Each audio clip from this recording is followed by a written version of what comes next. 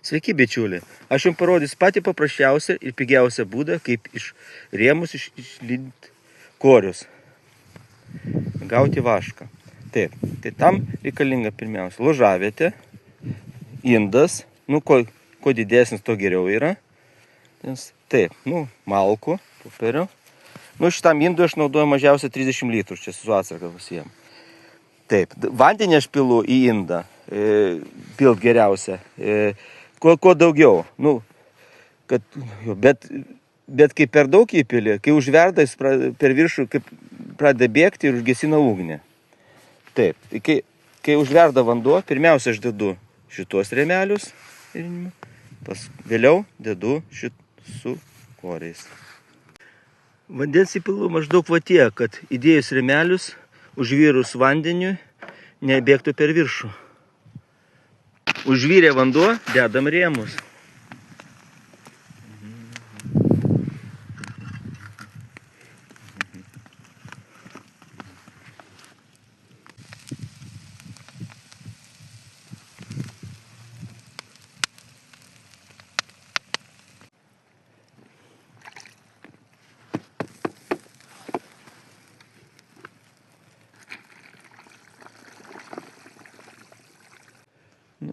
Baigus visus rėmus virti, palieku puodą. Kadangi vaškas yra lengvesnis už vandenį, taigi kad kuo jis lėčiau stingtų, kažkas ir pasidarytų graži plėvelė virš vandens.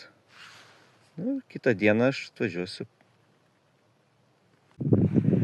Kitą dieną atvažiavau, paėmiau indus sudėti vaškui, lydėtų peilį.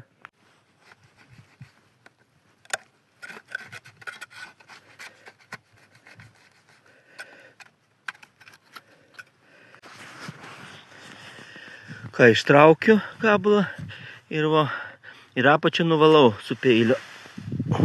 Nugramdu.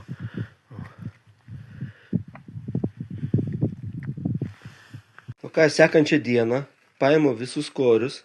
Kaip čia pradeda, kad lydžiau tas. Taip laužiu tuščią, surenkus dėžės. Ir pats geriausias būdas yra, kad švarų gauti vašką, kad nereikėtų ten visokių naudoti ten merlių, tinklelių, kad nutraimų.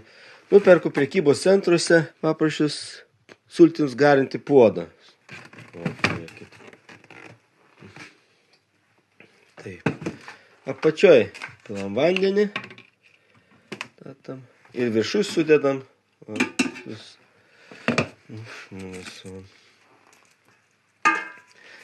Taip.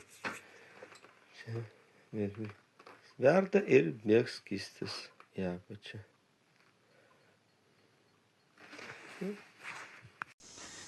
Šitas puodas labai patogus. Jis bėga iškart švarus vaškas, nereikia nei sėtų kažkokį, nei maišų, kažką filtruoti. Šitas įrenginys viską padaro.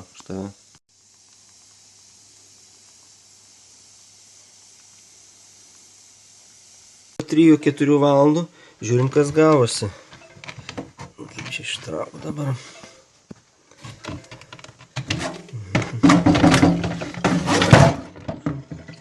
Žiūrim, kas čia apačioj. Kiek nešvarumo apačioj, tik nuvalyt. Ir kaip gražiai gaunasi.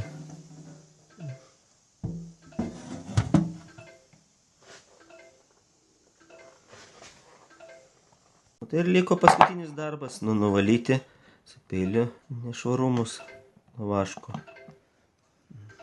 Žiūrėkit, koks gražus ir švarus vaškas gaunasi.